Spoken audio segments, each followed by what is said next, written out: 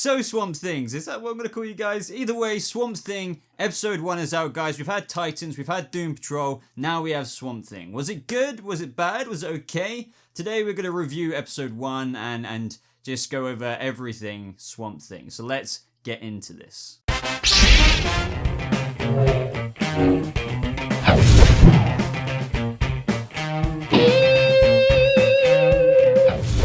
How's it going, Swamp Things? Welcome to my brand new coverage for the latest DC Universe show. Episode 1 is out, guys, and I am happy to report that I had a good experience with this first episode. So as always, we're going to review it, go over the details, and by the end of it, I'm going to be just going over, like, is this show worth your time? Because naturally, these DC Universe shows are kind of quite different, and that is amazing because it's appealing to kind of different audiences. For example, we had Titans, which definitely had a different tone to Doom Patrol.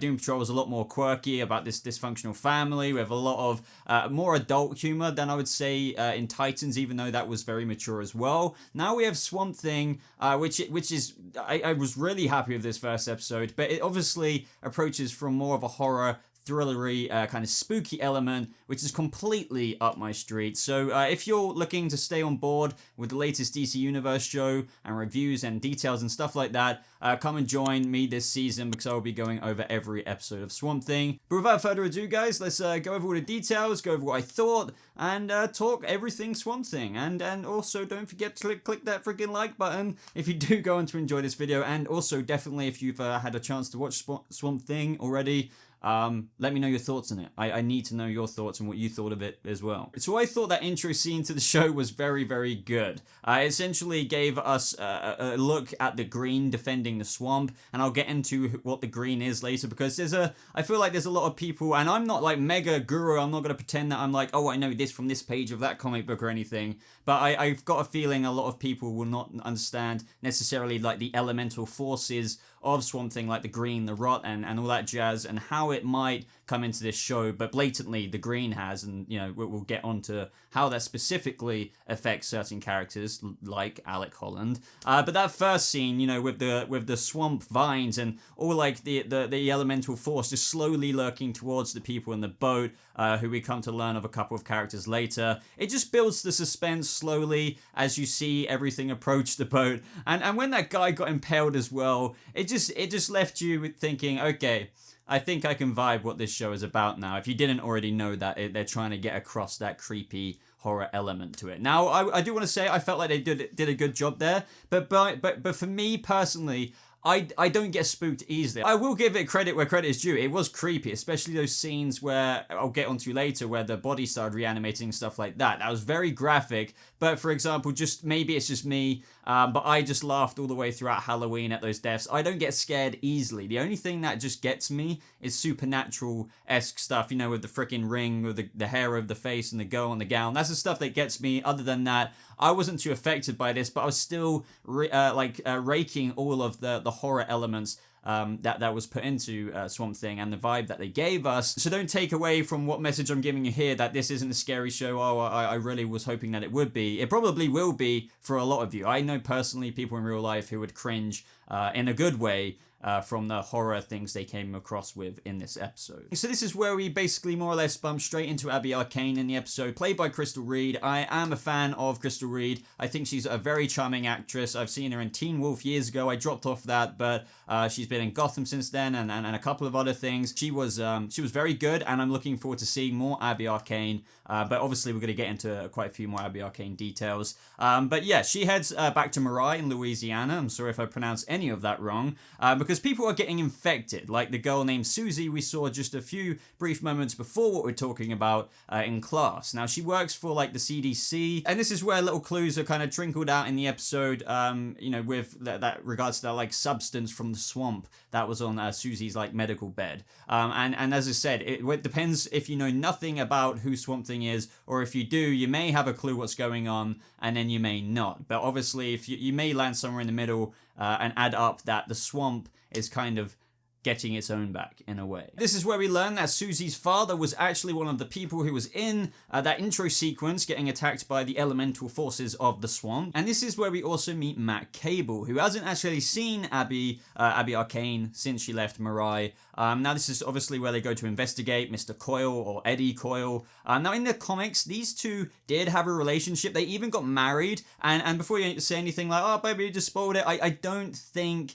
they're necessarily going to get into that. And I'll get into some other comic book references, and not that they won't potentially go down that route, but as I always say with shows and stuff, everything isn't copy and pasted quite literally. There's differences in Titans, obviously, and Doom Patrol, while at the same time maintaining a boatload of comic book accuracy from Grant Morrison's run in Doom Patrol. But things are still different, because then we wouldn't get twists and new kind of little spins and surprises, whilst, as I said, also serving a lot of comic book accuracy. But I'll get into this with a couple of other examples that we know that the show has approached this first episode in, or just this live iteration of Swamp Thing. I absolutely love how Eddie Coyle's house was infested in different parts with the swamp, but this is when we meet Alec Holland properly, after also kind of seeing him briefly in the hospital earlier. And this is where we also see like Eddie Coyle, who has kind of become merged as like also a swamp-esque thing, if you know what I mean. But I want to take this opportunity to say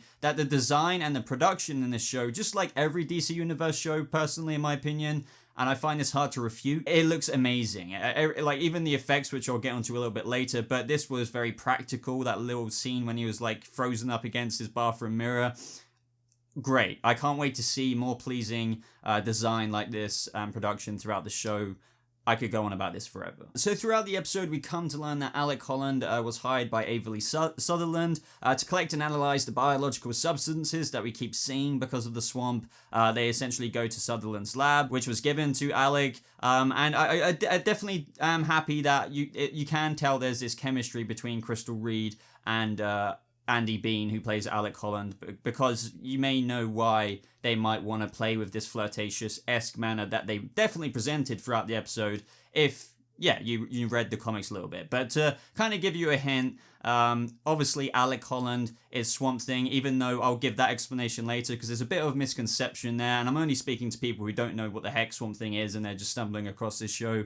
I'm not trying to sound patronizing or anything to any long-time comic book fans, but let's just leave this here with how Abbie Arcane kind of has a thing, somewhat of a thing, for Swamp Thing. So, ladies and gentlemen, we come to learn a little bit more about the substancey kind of stuff via Alec Holland explaining that he's been close to identifying an entirely new strand of mutagens in the swamp. And yes, from this moment onwards, if you didn't know it already, you can kind of guess where this is going to end up for poor old Alec. But before we get into all of that stuff, he gives his backstory as to what he's been investigating, describing what was within that swamp water at the bottom of it, which, accelerates everything. And we actually see an example of this and how it grows into like a bunch of vines within the glass, and it's like immediately like territorial and defensive, which, isn't a surprise from what we've seen so far in the episode. And of course, the people of Mirai are getting freaked out by what they're describing as the bug, or like, what people are catching through this infection. And to be honest, the people describe it pretty accurately in terms of how one of the people said, the swamp has had enough,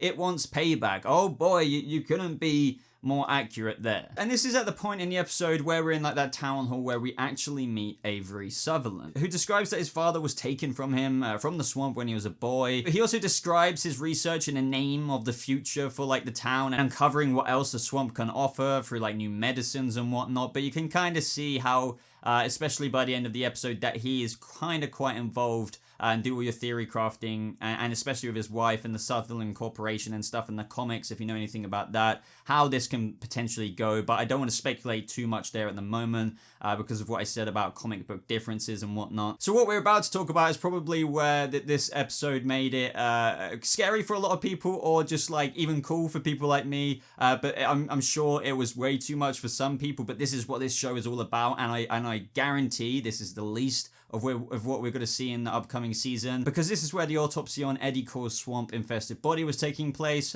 from Abbie Arcane. And when he started reanimating guys via the swamp, this was awesome creepy. And as creepy as this was, it was amazing. Obviously, you know, if you're kind of looking into this show, you're probably looking for something like this. I mean, at the same time, you might have stumbled across this show thinking, oh, a new DC Universe show, who's a superhero, even though Swamp Thing isn't exactly like a superhero as much as he is for like the Earth, if that makes sense. So yeah, I would just love to know if you knew what you were getting into here. I trust that fans of the DC Universe streaming platform, you know, are big DC Comics fans, so like it's just gonna be intriguing to know. So don't forget to leave me all your thoughts. But this scene, you know, with the body just slicing and dicing and doing all these weird things was just fantastic. And as I said, production was amazing, and the CGI and the effects in this scene were very, very good as well. Now, after all this action was over, we do get a little foreshadowing with a spark between Alec and Abbie. You know, when he like removes the glass from behind her ear. This is what I mean, those little exchanges through the episode and how they look at each other. You know, as I said, I don't think she's going to go down the route of like Matt Cable. I mean, as I said, they could do that. I'm not saying like, you know, all cards are on the table, but it seems that in this situation they could have kind of have her bond between just Alec and her, and maybe throughout mid-season, maybe even way later. Maybe they might not fully get into it, but just blatantly display that she has feelings even for the Swamp Thing, who technically isn't Alec, but kind of is Alec with the memories. So at this point in the episode, we meet Liz Thermaine. I cannot pronounce that name, but either way, she's like a reporter who is very useful to Abbie, because she explained that she's heard whispers of people that are heading into the swamp on night boats, exactly what we saw in the intro. But this, guys, is like more interestingly, I feel, just in this relation in terms of what the show are kind of potentially adding, and just like how the other live action shows have added new things and dramas to make it interesting, but whilst heavily still drawing from the comic book material, is that conversation between Miss Sutherland and Abbie, because she was not happy that Abbie was back in Mirai. So this is where we get a bit more clarity as to why Abbie has been thinking and seeing about her best friend Shauna in the episode, for example, at that bridge scene towards the beginning when she was driving into Mirai. And later on in the episode, we do get a bit of a Shauna explanation, like how they were best friends, and 2 days before her graduation, Abbie killed her. Now, this is more because like we don't learn exactly how, but it's more because it's probably one of those things where she didn't kill her, but the way, for example, how Miss Sutherland, you know, it just edges that she did kill her daughter, and the way she's treated her and projected all of her pain on Abbie Arcane. Abbie 100% believes that and completely tortures herself. And this just leads me on to speak, you know, with the opportunity to speak about Crystal Reed's performance, and just, you know, everyone's performance was very solid. I don't have any complaints there, to be honest. So obviously here, Miss Sutherland blames Abbie for her death and even her messed up life after losing her daughter with drinking and stuff. But, you know, say what you will there. She annoys me, that character, already. But also, to be fair to the character, this does, you know, highlight and explore real life, you know, dealing with grief, and how sometimes, you know, not everyone is perfect, and you know, we want somebody to blame. But I'm not going to get too philosophical. Why can't I talk today? But you know what I mean. Like, we have to appreciate, I guess, where Miss Sutherland is coming from. But also, But yet again, guys, as I mentioned with Matt Cable earlier on in terms of comic book stuff, when things are brought into live action shows, as comic book accurate as these shows can be, they introduce new elements or new doorways into the comic book accuracy you may or may not be familiar with in the comics, such as this specific drama between Abbie Arcane and the Sutherland family. They could be borrowing from in how in the comics Abbie Arcane has actually killed her own mother with her abilities. But right now, I'm not sure how the show is taking like that approach, like for example in terms of the rot, like the elemental forces, and Abbie Arcane in this way. Right now, at least, it is coming across a bit more grounded in terms of the other elemental forces, but at the same time I am asking myself, but how can you say that, Boba? Obviously they've got the elemental force of the green, which is obviously Swamp Thing and all that jazz, so I'm not discounting all of that at all, but it's obviously drawing and modifying and kind of spinning in a bowl different ingredients